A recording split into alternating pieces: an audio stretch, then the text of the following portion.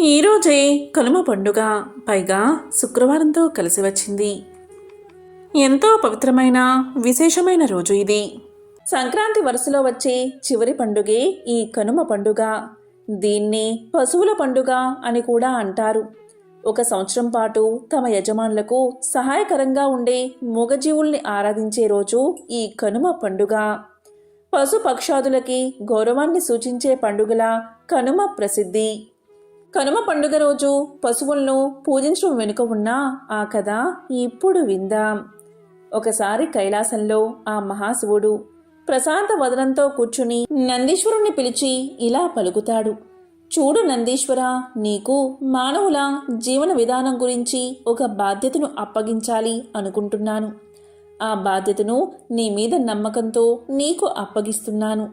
ఆ బాధ్యతను నీవు నెరవేర్చి నీ వంతు సహాయం లోక కళ్యాణం కోసం చెయ్యాలి అంటాడు మహాశివుడు. దానికి నంది నమస్కారం చేస్తూ ఇలా పలుకుతాడు.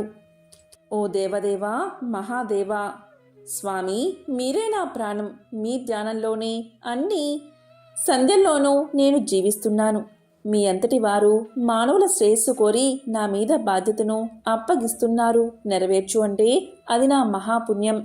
ఆ పనిని తప్పకుండా చేస్తాను అంటాడు నంది. అప్పుడు మహాశివుడు ఇలా పలుకుతాడు. ఏం లేదు నందీశ్వర, మానవుల ఆరోగ్యం కోసం వారి దగ్గరకు వెళ్ళి నీవు ఈ విధంగా చెప్పిరా. నా మాట ప్రకారం వారు ఆచరించి ఉత్తమ జీవనాన్ని, ఆధ్యాత్మిక జీవనాన్ని గడుపుతారు అని ఇలా చెప్పమంటాడు మహాశివుడు. నందీశ్వర, నీవు తక్షణం భూలోకానికి వెళ్ళి వారితో ఇలా చెప్పు. మీరు ఈ రోజు నుంచి రోజు వంటికి నూనె పట్టించుకుని స్నానం చేయాలి. అలాగే నెలకు ఒకసారి మాత్రమే ఆహారం తీసుకోవాలి అని వారికి చెప్పి రమ్మంటాడు. ఇక నందీశ్వరుడు ఆ మహాశివుడి దగ్గర సెలవు తీసుకుని భూలోక ప్రయాణం మొదలు పెడతాడు. అలా నందీశ్వరుడు భూలోకంలోని అందాలను చూస్తూ ఆ మహాశివుణ్ణి ధ్యానిస్తూ ప్రయాణం చేస్తూ ఆ మహాశివుడు చెప్పింది సరిగ్గా గుర్తుకురాక అయోమయంలో పడిపోతాడు. ఇక భూలోకంలో మానవుల దగ్గరకు వచ్చి మహాశివుడు చెప్పిన దానికి వ్యతిరేకంగా అయోమయంలో ఇలా చెప్తాడు నంది. చూడండి మానవులారా, మీకోసం ఆ మహాశివుడు నాతో ఒక సందేశాన్ని పంపాడు. ఇదే మీ జీవన విధానంలో చాలా ముఖ్యమైనది. దీన్ని పాటిస్తే మీకు ముక్తి లభిస్తుందని ఆ మహాశివుడు చెప్పినట్లు నంది పలుకుతాడు. అప్పుడు మానవులు ఇలా అంటారు. మీకు మా ప్రణామాలు నందీశ్వర. ఆ మహాశివుడు మా మేలు కోరి ఏ రహస్యాన్ని చెప్పమని మిమ్మల్ని పంపించారో మాకు తెలియచేయండి. మహర్షులు ప్రజలు పలుకుతారు. అప్పుడు నందీశ్వరుడు మహర్షులను చూసి ఇలా అంటాడు. ఓ మహర్షులారా, ఈ రోజు నుంచి మానవులు ప్రతిరోజు ఆహారం తీసుకోవాలి. అలాగే నెలకు ఒకసారి నూనె ఒంటికి పట్టించి స్నానం చేయాలి అని వ్యతిరేకంగా అయోమయంలో చెప్తాడు. ఇక మానవులందరూ, మహర్షులందరూ ఆ మహాశివుడే ఈ రహస్యాన్ని తెలియచేశాడని, ప్రతిరోజు తప్పక పాటించాలని వారందరూ చెప్పిన విధంగా ఆచరిస్తూ ఉంటారు. ఇక నందీశ్వరుడు తిరిగి కైలాసాన్ని చేరుకుంటాడు. ఈ విధంగా కొన్ని రోజులు గడుస్తుంది. ఆ తర్వాత మహాశివుడు నందీశ్వరుడికి అప్పగించిన బాధ్యతను ఎంతవరకు నిర్వర్తించాడో తెలుసుకోవాలి అని మానవులను తన దివ్య దృష్టితో చూస్తూ ఉన్నాడు. మానవులంతా తాను చెప్పినట్లు కాకుండా వ్యతిరేకంగా రోజు ఆహారం తీసుకుంటూ నెలకు ఒకసారి ఒంటికి నూనెను పట్టించి తలస్నానం చేయడం మహాశివుడు గమనించాడు. దాంతో మహాశివయ్యకు ఎంతో కోపం వచ్చింది. అప్పుడు ఆ మహాశివుడు నందీశ్వరుని పిలిచి ఇలా పలుకుతాడు. నందీశ్వర, నేను చెప్పిందేమిటి, నువ్వు చేసిందేమిటి? రోజు వంటికి నూనె పట్టించి స్నానం చెయ్యాలని, నెలకు ఒకసారి ఆహారం తీసుకోవాలని నేను చెప్తే నీవు వ్యతిరేకంగా వారికి తెలియచేశావు. మానవులు రోజు ఆహారాన్ని తినాలంటే చాలా కావాలి కదా, ఆహారం కావాలి కదా. అంత ఆహారం లేకపోతే కరువు వస్తుంది. మానవులు ఎన్నో ఇబ్బందులు పడతారు. కాబట్టి నీవు చేసిన అపరాధానికి ఇదే నా శాపమంటూ మానవులకు రోజు తినే ఆహారం పండించేందుకు నువ్వు సహాయపడాలి. వారికి వ్యవసాయంలో నీవు సహాయం చేసి వారి ఆకలి, నువ్వే తీర్చాలని శపించాడు ఆ మహాశివుడు. దానికి నందీశ్వరుడు అంగీకరించాడు. అప్పట్నుంచి ఎద్దులు వ్యవసాయంలో రైతులకు సహాయపడుతూ వస్తున్నాయి. తద్వారా మానవుల ఆకలి తీరుతుంది. ఇలా మానవులకు సహాయపడుతున్న ఎద్దులను కనుమ రోజు సాక్షాత్తు నందీశ్వరుడిగా భావించి రైతులు పూజిస్తారు. ఈ కనుమ పండుగ రోజు ఎద్దులను రకరకాలుగా అలంకరించి వాటికి కావలసిన మేతను వేస్తారు. వాటి ఆరోగ్యం కోసం ప్రత్యేక జాగ్రత్తలు తీసుకుంటారు. ఇది పురాణాల్లో కనుమ పండుగ వెనుక ఉన్న కథ. ఈ కథను కనుమ పండుగ రోజు ఎవరైతే వింటారో లేక చెప్తారో వారి యొక్క 7 జన్మల పాపాలు తొలగిపోతాయి. 1,000,000 జన్మల మహాపుణ్యం వస్తుంది. సకల శుభాలు కలుగుతాయి. ఈరోజు తప్పకుండా వినాల్సిన మరొక కథ గురించి ఇప్పుడు తెలుసుకుందాం. ఈరోజు స్కంద పురాణంలోని ఆ పవిత్ర కథ గురించి తెలుసుకుంటే చాలు, సకల దరిద్రాలు తొలగిపోతాయి. పూర్వం చంద్రవంశంలో నందుడు అనే మహారాజు ఉండేవాడు. అతనికి ధర్మగుప్తుడు అనే కుమారుడు కలిగాడు. అతను దినదిన ప్రవర్ధమానంగా పెరిగి పెద్దవాడు అయ్యాడు. ఇక రాజు తన రాజ్యాన్నంతా ధర్మగుప్తుడికి అప్పగించి అడవులకు వెళ్ళిపోయాడు. అడవులకు వెళ్ళి వానప్రస్థాశ్రమాన్ని తీసుకున్నాడు మహారాజు. ఇక ధర్మగుప్తుడు రాజ్యాన్ని చక్కగా పరిపాలిస్తున్నాడు. ప్రజల్లో మంచి పేరు గడించాడు. ఒకరోజు ధర్మగుప్తుడు తన పని మీద స్వపని మీద పరివారం లేకుండా అడవులకు వెళ్ళాడు. అప్పటికే బాగా చీకటి పడింది. చీకటి పడేసరికి అడవి మృగాలు తిరుగుతాయని ధర్మగుప్తుడు ఎంతో భయపడ్డాడు. ఇంతలోనే ఒక సింహం ధర్మగుప్తుణ్ణి చూసి అతని వెంట పడింది. ఆ సింహం పరుగున రావడం చూసిన ధర్మగుప్తుడు కొంచెం దూరం పరిగెత్తి పక్కన ఒక చెట్టు ఉంటే ఆ చెట్టు ఎక్కాడు. చెట్టు ఎక్కే తొందరలో చెట్టు మీద ఎలుగుబంటి ఉండడం ధర్మగుప్తుడు గమనించలేదు. తాను ఎక్కిన చెట్టుపై ఎలుగుబంటి ఉండడం చూసి చాలా భయపడ్డాడు ధర్మగుప్తుడు. ఇంతలో ఎలుగు రాజును చూసి ఇలా పలికింది మానవ భాషలో, ఓ రాజా, భయపడకు, నేను నిన్నేమీ చెయ్యను. ఆ సింహం చెట్టు కిందనే ఉంది. మీరు ఈ చెట్టు కొమ్మపై కాసేపు హాయిగా నిద్రపోండి. కాపలాగా నేను ఉంటాను. మీరు నిద్రపోండి అనగానే ధర్మగుప్తుడు ఎలుగుబంటి సలహాపై ఆ చెట్టు కొమ్మపైనే పడుకున్నాడు. ధర్మగుప్తుడు ఇలా నిద్రలోకి జారుకోగానే చెట్టు కింద ఉన్న సింహం ఎలుగుతో ఇలా పలికింది, ఆ రాజును నువ్వు నాకు ఆహారంగా కిందకు పడేయి అనగానే ఎలుగుబంటి ఇలా సమాధానం చెప్పింది, నేను రాజుకు అభయాన్ని ఇచ్చాను. అతన్ని కిందకు దోసేసి అతనికి ద్రోహం తలపెట్టలేను. అలా చేస్తే నేను బతికి ఉన్నా వ్యర్థమే. అలా చేస్తే నా జన్మకే అర్థముండదు. అలా చేస్తే వచ్చే పాపం నన్ను జన్మజన్మలకు వెంటాడుతుంది. అలా చేయడం కుదరదు అని పలుకుతుంది. ఇంతలో రాజు నిద్రలేచాడు. ఆ తరువాత ఎలుగుబంటి రాజుతో ఇలా పలికింది, రాజా, నేను కూడా కాసేపు పడుకుంటాను. ఆ సింహాన్ని చూస్తూ కాపలాగా ఉండు అంటుంది. దానికి రాజు సరే అంటాడు. ఇక ఎలుగుబంటి నిద్రలోకి జారుకుంటుంది. అప్పుడు సింహం రాజుతో ఇలా అంటుంది, రాజా, నీ పక్కన ఉన్న ఎలుగును నాకు ఆహారంగా పడి అంటుంది. అప్పుడు రాజు ఏమాత్రం ఆలోచించకుండా ఎలుగుబంటిని కిందకు తోసేస్తాడు. కాని ఇంతలోని ఎలుగుబంటి నిద్ర మేల్కుని కిందకి పడకుండా చెట్టు కొమ్మను పట్టుకుని దాన్ని ఆధారంగా చేసుకుని మళ్ళీ చెట్టు ఎక్కి కూర్చుంటుంది. అప్పుడు ఎలుగుబంటి రాజుతో ఇలా పలుకుతుంది, రాజా, నీవు కృతజ్ఞుడివి. ఎన్నో జన్మలకు కాని మానవ జన్మ రాదు. అలాంటి మానవ జన్మలో మంచి పనులు చేయకపోతే అలాంటి వారు కుంభీపాక రౌరవాది నరకాలు అనుభవిస్తారు. నీవు అలాంటి పాపమే చేశావు కాబట్టి నీకు మతి భ్రమించి పిచ్చివాడివి అయిపోతావు అని శపించింది. వీరి సంభాషణకు విసుగు చెంది సింహం అక్కడి నుంచి వెళ్ళిపోయింది. ఇక రాజు ఆ శాప ప్రభావం వల్ల పిచ్చివాడై అడవుల్లో తిరుగుతూ ఉన్నాడు.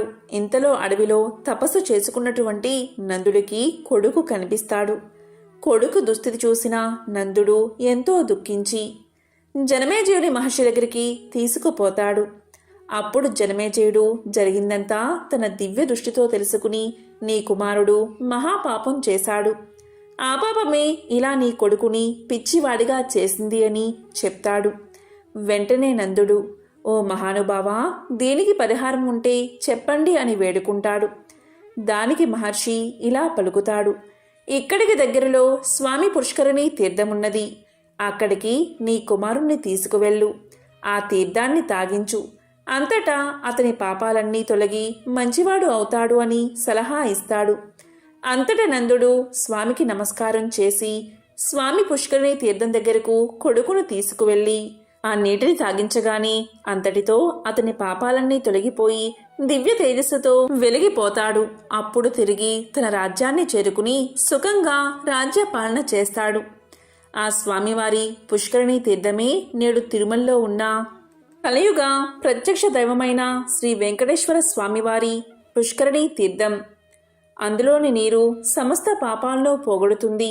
బ్రహ్మహత్య దోషం వల్ల కలిగే పాపాలనైనా ఈ తీర్థం పోగొడుతుందని స్కాంద పురాణంలో వివరించడం జరిగింది. ఎవరైతే ఈ పవిత్ర కథను వింటారో వారికి సకల శుభాలు కలుగుతాయి.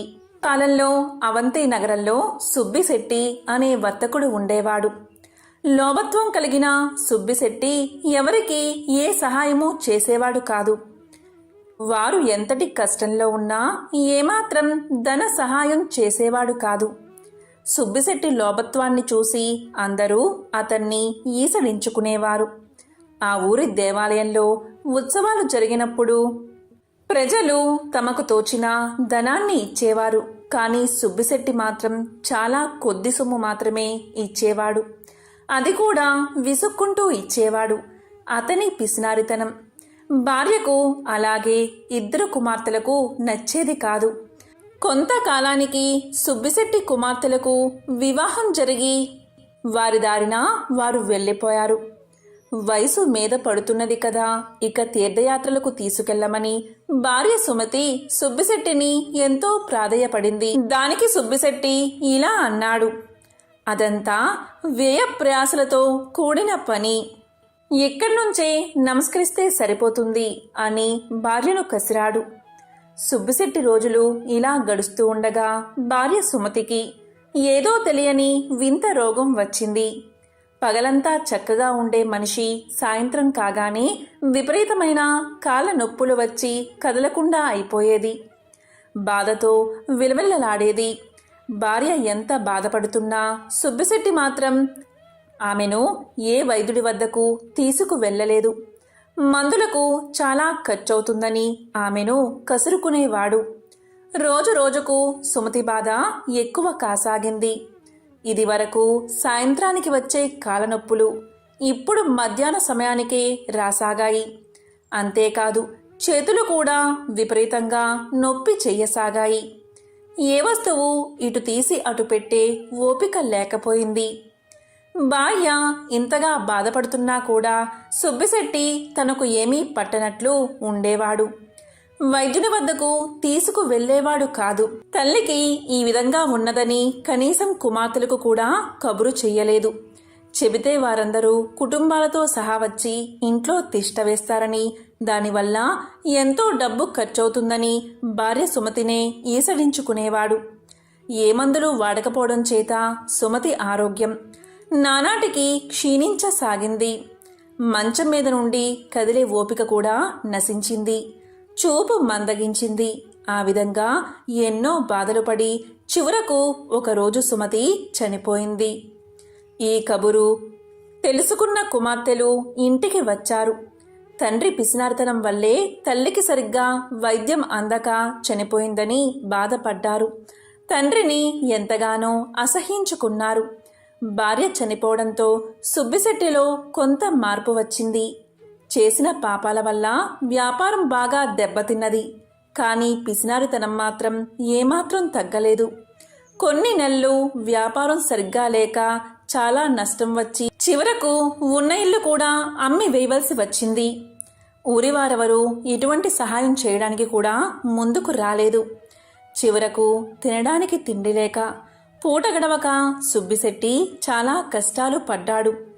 ఎంతో దర్జాగా బతికిన ఆ ఊరిలోని తల ఎత్తుకోలేక ఒకరోజు అర్ధరాత్రి ఊరు విడిచి బయలుదేరాడు. ఒంట్లో ఏమాత్రమూ ఓపిక లేదు. అయినా సరే చేతికర్ర సహాయంతో అడవిదారి పట్టి వెళ్ళాడు సుబ్బిశెట్టి. ఉదయానికి మరో ఊరు చేరాడు. అక్కడ 2 రోజులు ఉండి ఆ ఊరివారు కూడా తన్ను గుర్తించడంతో అవమానాన్ని భరించలేక అక్కడి నుండి ఒకనాడు అర్ధరాత్రి ఊరు విడిచి బయలుదేరాడు. కొంత దూరం వెళ్ళగానే అడవి వచ్చింది. అంతా చీకటిగా ఉంది. సరిగ్గా తిండి కూడా తినకపోవడం వల్ల నడక కూడా సరిగ్గా రావడం లేదు. ఇంతలో ఒక్కసారిగా ఎదురుగా ఎలుగుబంటి కనిపించింది. ఇక సుబ్బిశెట్టి పై ప్రాణాలు పైనే పోయాయి. ఎలుగుబంటి భీకరంగా అరుస్తూ సుబ్బిశెట్టిపైకి దూకబోయింది. ఒక్కసారిగా జరిగిన ఈ పరిణామానికి సుబ్బిశెట్టి ఒళ్ళు జలధరించింది. ప్రాణాలు అరచేత పట్టుకుని పరుగులు తీశాడు. కాళ్లకు ముళ్ళు గుచ్చుకుంటున్నా లెక్క చెయ్యక ఒంట్లో లేని ఓపిక తెచ్చుకుని పరిగెత్తసాగాడు. ఎలుగుబంటి కూడా భీకరంగా అరుస్తూ సుబ్బిశెట్టి వెనకాలే పరిగెత్తసాగింది. ఇలా కొంత దూరం వెళ్లిన తర్వాత సుబ్బిశెట్టి ఒక పాడుబడిన భవనంలోకి ప్రవేశించాడు. ఒక్కసారిగా లోపలికి పరిగెత్తి ఏమాత్రం శబ్దం చేయకుండా దాక్కున్నాడు. లోపల అంతా కటిక చీకటిగా ఉంది. అయినా కిక్కుమనకుండా దాక్కున్నాడు. ఎలుగుబంటి కాసేపు చుట్టుపక్కల తిరిగి తన దారిన తాను వెళ్ళిపోయింది. ఆ చీకట్లో సుబ్బిశెట్టి దాక్కున్నది ఒక పురాతన ఆలయం. ఇంతకుముందు ఎలుగుబంటి అంటే భయం. ఇప్పుడు భయం లేదు. కానీ ఇప్పుడు ఈ కటిక చీకట్లో కూర్చోవాలి అంటే సుబ్బిశెట్టికి విపరీతమైన భయం వేసింది. నెమ్మదిగా అటు ఇటు తడుముకుంటూ 2 చికుముకురాలు సంపాదించి వాటితో కొంత వెలుగు రాగానే ఎదురుగా చూసిన దృశ్యాన్ని అతనికి ఆశ్చర్యం వేసింది. ఆ వెలుగులో శ్రీ మహాలక్ష్మీదేవి యొక్క విగ్రహం కనిపించింది. తాను ఉన్నది మహాలక్ష్మి ఆలయమని సుబ్బిశెట్టికి అర్థమైంది. ఆ గుడి ఎవరూ పట్టించుకోకపోవడం చేత శిథిలావస్థలో ఉన్నదని సుబ్బిశెట్టి గమనించాడు. ఎంతో బూజుగా ఉంది. చీకటిగా ఉండడం చేత అమ్మవారి విగ్రహాన్ని చూసి భయపడ్డాడు. నిత్య ధూపదీప నైవేద్యాలు లేకపోవడం వల్ల విగ్రహం చూసేవారిని భయపెట్టేలా ఉంది. ఏ విధంగా అయినా ఇక్కడ దీపం వెలిగించకపోతే తాను ఉండేలా కనిపించడం లేదు. అలా అని బయటకు వెళ్దామంటే ఎలుగుబంటి భయముంది. ఇక అటూ ఇటూ చూసిన సుబ్బిశెట్టికి అదృష్టం కొద్దీ ఒక పాత నూనె సీసా కనబడింది. దాన్ని తీసి పక్కనే ఉన్న ఒక పాత గుడ్డతో దీపాన్ని వెలిగించాడు. అమ్మయ్య అనుకున్నాడు. ఆ కాంతి వల్ల సుబ్బిశెట్టి కొంత ధైర్యాన్ని తెచ్చుకున్నాడు. పరిగెత్తి అలసిపోయి ఉండడం వల్ల సుబ్బిశెట్టికి వెంటనే గాఢ నిద్ర పట్టింది. గోడకు ఆనుకుని కూర్చుని అలాగే పడుకున్నాడు. ఇంతలో సుబ్బిశెట్టికి కలలో మహాలక్ష్మీదేవి దర్శనం ఇచ్చింది. ఆమె ఇలా పలికింది, సుబ్బిశెట్టి, నీవు జీవితంలో ఎన్నో పాపాలు చేశావు. మితిమీరిన పిసినారితనంతో చివరకు కట్టుకున్న భార్యను కూడా పోగొట్టుకున్నావు. ఎవరికి గుప్పెడు బియ్యాన్ని కూడా దానం చెయ్యలేదు. కానీ ఈరోజు నీవు నా దేవాలయంలో దీపం వెలిగించగానే నీ పాపాలన్నీ నశించాయి. ఎన్నో సంవత్సరాలుగా ఈ దేవాలయాన్ని ఎవరూ పట్టించుకోవడం లేదు. ఇన్నాళ్ల తర్వాత నీవు ఇక్కడ దీపాన్ని వెలిగించడంతో నేను నిన్ను అనుగ్రహించాను. ఈ ఒక్క పుణ్యకార్యం వల్ల నీ పాపాలన్నీ తీరిపోయాయి. ఇవిగో ఈ బంగారు నాణాలు తీసుకో. వీటితో ఇక ముందు సంతోషంగా ధర్మ ప్రపత్తులతో జీవిస్తూ కాలం గడుపు అంది అమ్మవారు. తెల్లవారగానే సుబ్బిశెట్టికి మెలకువ వచ్చింది. ఒక్కసారిగా ఆ రాత్రి తనకు వచ్చిన కలను గుర్తు చేసుకున్నాడు. కలలో అమ్మ దర్శనం లభించినందుకు ఎంతో ఆనందించాడు. తాను చేసిన తప్పులకు ఎంతో పశ్చాత్తాపపడ్డాడు. తన భార్యను చేతులారా పోగొట్టుకున్నందుకు ఎంతో బాధపడ్డాడు. ఇలా బాధపడుతూ ఉండగా ఎదురుగా ఒక పల్లెల్లో బంగారు నాణాలు కనబడ్డాయి. నాకు వచ్చిన కల నిజమే అన్నమాట. ఆహా, నా భాగ్యం, ఏమని చెప్పాలి అని అనుకుని శ్రీ మహాలక్ష్మి తనను అనుగ్రహించిందని గ్రహించి నాణాలను కళ్ళకు అద్దుకుని వాటిని తీసుకుని మరనాడే తన ఊరికి బయలుదేరాడు. ఊరికి వెళ్ళి కొంత సొమ్ముతో మళ్ళీ వ్యాపారం మొదలుపెట్టి కొద్ది కాలంలోనే ఎన్నో లాభాలు గడించాడు. తనను అనుగ్రహించిన ఆ శ్రీ మహాలక్ష్మి ఆలయాన్ని ఎంతో అద్భుతంగా పునర్నిర్మించాడు. శ్రీ మహాలక్ష్మికి ఎన్నో దివ్యమైన ఆభరణాలు చేయించాడు. నిత్య పూజలకు, ధూపదీప నైవేద్యాలకు కొంత సొమ్ము కేటాయించి ఆచార్యులను వినియోగించాడు. ఇక బతికినంతకాలం తోటివారికి సహాయపడుతూ దాన ధర్మాలు చేస్తూ జీవించి చివరకు ముక్తిని పొందాడు. కాబట్టి ఎంతో పవిత్రమైన, విశేషమైన ఈ కథను ఈరోజు విన్నా, చదివినా, చెప్పినా, వినిపించినా సకల శుభాలు కలుగుతాయి. జన్మల దోషాలు తొలగి కోటి జన్మల పుణ్యం వస్తుంది. మహావిష్ణువు యొక్క సతీమణి లక్ష్మీదేవి. విష్ణువు ఏ జన్మలో ఏ అవతారం ఎత్తినా ఆ అవతారంలో మరో వేషంలో మారువేరుతో ఆయన వెన్నంటే ఉంటూ వచ్చిన లక్ష్మీదేవి గురించి తెలుసుకోవాలంటే ముందుగా క్షీరసాగర మదనం గురించి, ఆమె విష్ణుమూర్తి చెంతకు ఎలా చేరింది అనే విషయం తెలుసుకోవాలి. ఒకసారి దేవేంద్రుడి రాజ్యమైన అమరావతికి వచ్చిన దూర్వాస మహర్షి అక్కడ ఇంద్రుడికి ఒక విలువైన హారాన్ని బహుమతిగా అందిస్తాడు. అయితే ఆ హారాన్ని తీసుకున్న ఇంద్రుడు దానిపై అంత ఆసక్తి లేనట్టుగా తన వద్ద ఉన్న ఐరావతానికి ఆ హారాన్ని ఇస్తాడు. ఇంద్రుడు ఇచ్చిన ఆ హారాన్ని నేల మీద తొక్కేస్తుంది ఆ ఐరావతం. అది తనకు ఎంతో అవమానంగా భావించిన దూర్వాసుడు ఇంద్రుడిపై కోపంతో ఇలా శపిస్తాడు. ఇంద్ర, ఏ రాజభోగాలైతే చూసి నువ్వు మిడిసిపడుతున్నావో అవి లేకుండా పోవుగాక అని శపిస్తాడు. శపించి అక్కడి నుంచి వెళ్ళిపోతాడు. దూర్వాస మహర్షి శాపం మూలంగా ఇంద్రలోకంలో ఉన్న ఇంద్రుడి రాజ్యం అమరావతిలో క్రమక్రమంగా కష్టాలు మొదలవుతాయి. రాజ్యంలో సుఖశాంతులు కరువై ప్రజలు అష్ట కష్టాల పాలవడం స్పష్టంగా కనిపిస్తుంది. అదే సమయంలో రాక్షసులు కూడా ఇంద్రుడి అమరావతిపై దండెత్తి ఇంద్రుడిపై విజయాన్ని సాధిస్తారు.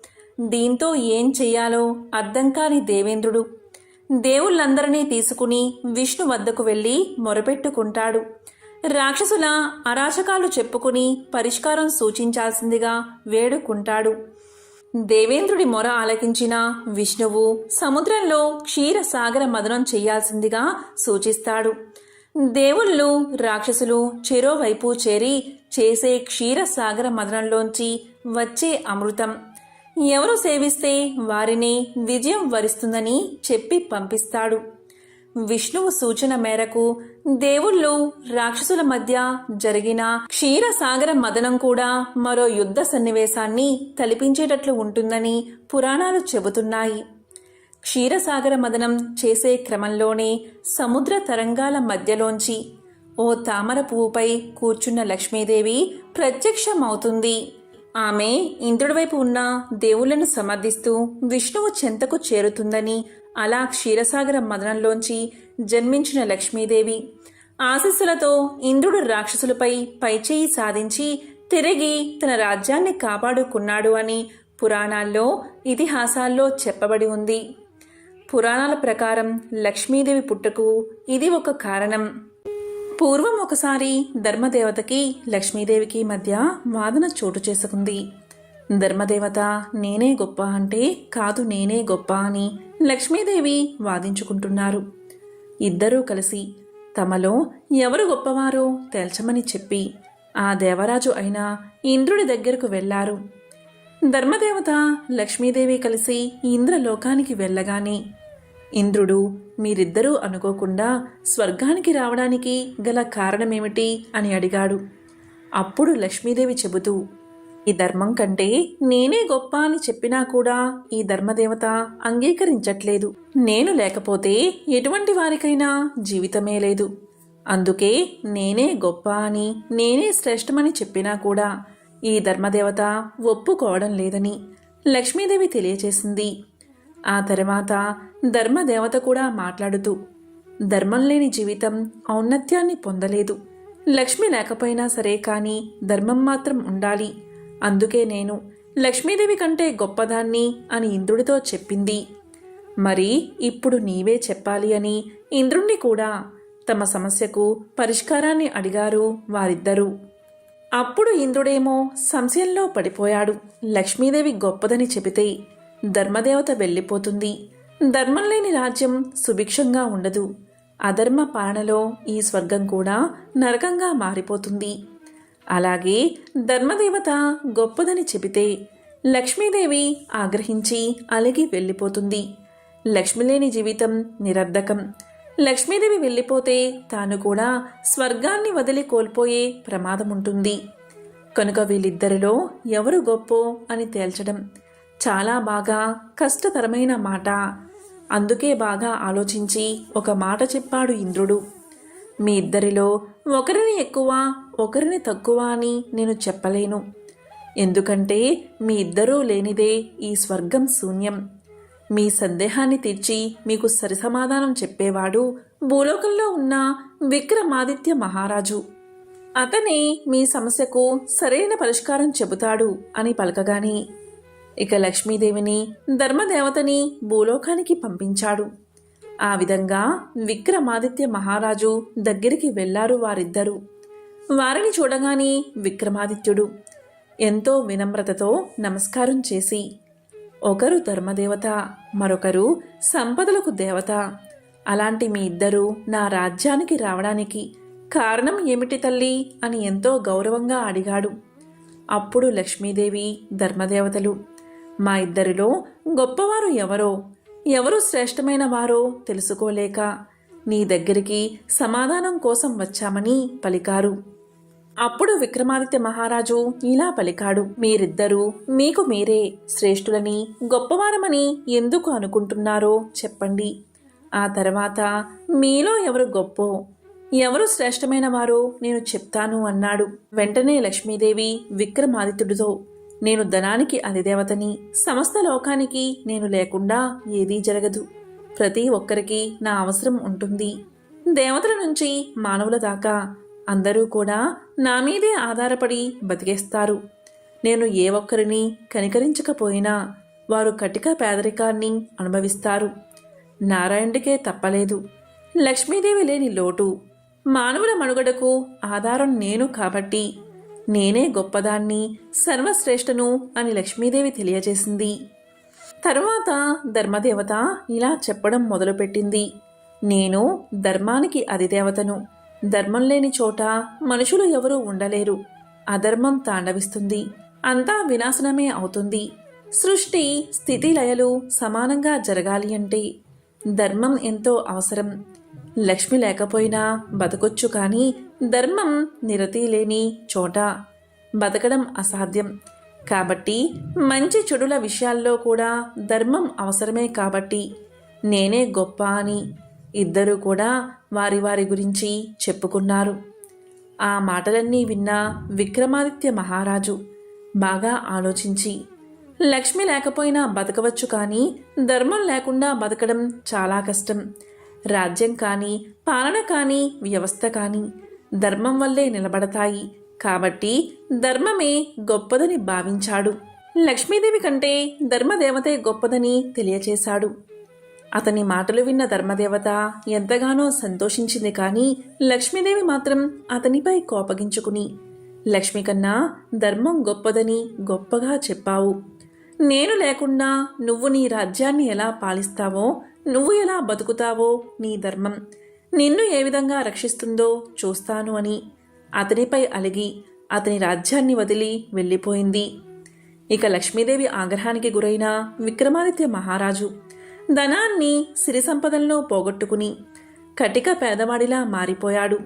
సిరి సంపదలని ధనాన్ని కోల్పోయి బేదవాడిగా మారిపోయిన విక్రమాదిత్యుడు ఆ రాజ్యంలో ఉండడం ఇష్టం లేక తన గుర్రాన్ని ఖడ్గాన్ని తీసుకుని వెళ్ళిపోయాడు. అలా వెళ్తూ వెళ్తూ చెల్లెల ఇంటికి వెళ్ళి అక్కడే కొన్ని రోజులు గడపాలి అనుకున్నాడు. కానీ అక్కడ అతనికి నిరాశ ఎదురైనది. ఆ తరువాత తన స్నేహితుడి దగ్గరికి వెళ్ళాడు, ఏదైనా ఆశ్రయం దొరుకుతుందేమో అని. కానీ అక్కడ కూడా ఎటువంటి ప్రయోజనం లేకపోయింది. ఇదంతా లక్ష్మీదేవి ప్రకోపం వల్లే జరుగుతుందని గ్రహించాడు విక్రమాదిత్యుడు. ఇక అలా వెళ్తూ వెళ్తూ ఉండగా ఒక రాజ్యంలో ఒక రాకుమారికి స్వయంవరం ఏర్పాటు చేశారు. అలా అందరూ కూడా వచ్చారు. అతిరథ మహారాజులంతా వివిధ రాజ్యాల నుంచి వచ్చారు. ఇక రాకుమారి వరమాలను తీసుకువచ్చి సభలో ఉన్న వారితో పాటు ఎక్కడో ఒక మూలాన కూర్చున్న వ్యక్తిని చూసింది. అతన్ని చూడగానే అతనిలో ఏదో తెలియని ఒక దివ్యశక్తి కనిపించింది. ఆ రాజకుమారుడికి దైవానుగ్రహం, దైవబలం పరిపూర్ణంగా ఆమెతో ఉండడం వల్ల అతన్ని విక్రమాదిత్యుడిగా గ్రహించింది. రాకుమారి వరమాలను అతని మెడలో వేసింది. అది చూసిన మహారాజుతో పాటు స్వయంవరానికి వచ్చిన వారంతా రాకుమారికి పిచ్చి పట్టిందా ఏంటి, ఎంతోమంది అతిరథ మహారాజులను కాదని కాళ్ళు చేతులు లేని ఒక సామాన్యుణ్ణి వరించింది అని అనుకున్నారు. ఆ విధంగా విదర్భ రాజకుమారి విక్రమాదిత్యుణ్ణి వరించి అతనితో కలిసి అతన్ని దత్తత తీసుకున్న వారి ఇంటికి వెళ్ళిపోయింది. ఈ విధంగా అతని జీవితం సాగుతూనే ఉంది. ఎన్నో కష్టాలను అనుభవిస్తూ ఇంకా అక్కడే తన భర్తతో కలిసి సంతోషంగా జీవించడానికి సిద్ధపడుతుంది. ఇక అప్పట్నుంచి ఎన్నో నిందలు, అవమానాలు ఇవన్నీ కూడా భరిస్తూ తన భర్తతో కలిసి అలాగే ఉండిపోయింది. ఇక కొన్నాళ్లకు లక్ష్మీదేవి విక్రమాదిత్యుణ్ణి అలాగే అతని ధర్మ ప్రవర్తనని చూసి ముచ్చటపడింది. ఆ విధంగా అతనికి తిరిగి లక్ష్మీ కటాక్షం కలిగింది. అనుకున్నదే తడవుగా లక్ష్మీదేవి స్వాగతం పలుకుతూ నగర ప్రధాన ద్వారం దగ్గర ఎదురు చూస్తూ ఉంది. ప్రధాన ద్వారం దగ్గర అమ్మవారిని చూడగాని విక్రమాదిత్యుడు తన రథాన్ని దిగి లక్ష్మీదేవికి నమస్కారం చేసి ప్రార్థన చెయ్యగా లక్ష్మీదేవి ఈ తల్లిని మన్నించగలవా విక్రమ అని పలికింది. నేను మిమ్మల్ని మన్నించడం ఏంటమ్మా, నేను ఏదైనా తప్పు చేసి ఉంటే నన్ను క్షమించు అని లక్ష్మీదేవి పాదాలను పట్టుకున్నాడు విక్రమాదిత్యుడు. ఇక లక్ష్మీదేవి ఇలా పలికింది, నాకంటే ధర్మదేవతే గొప్పదని శ్రేష్టమైనదని నీవు చెప్పినప్పుడు ఎలాగైనా ఆ ధర్మదేవత కంటే నేనే గొప్పదాన్ని అని నీతో అనిపించుకోవాలని నీకు ఎన్నో పరీక్షలు పెట్టి నిన్ను అష్టకష్టాల పాలు చేశాను. అయినా సరే నువ్వు ధర్మదేవత కంటే లక్ష్మీదేవి గొప్పదని ఏనాడూ ఒప్పుకోలేదు. లక్ష్మి కంటే ధర్మమే గొప్పదని చెప్పి ధర్మాన్ని కాపాడావు. ఆ ధర్మమే నిన్ను రక్షిస్తూ వచ్చింది. నేను కూడా లక్ష్మి కంటే ధర్మమే గొప్పదని, లక్ష్మి కంటే ధర్మమే శ్రేష్టమని ఒప్పుకుంటున్నాను అని చెప్పింది లక్ష్మీదేవి. ఎవరైతే ఈ కథను వింటారో వారికి లక్ష్మీ కటాక్షం తప్పనిసరిగా కలుగుతుంది. సకల శుభాలు కలుగుతాయి.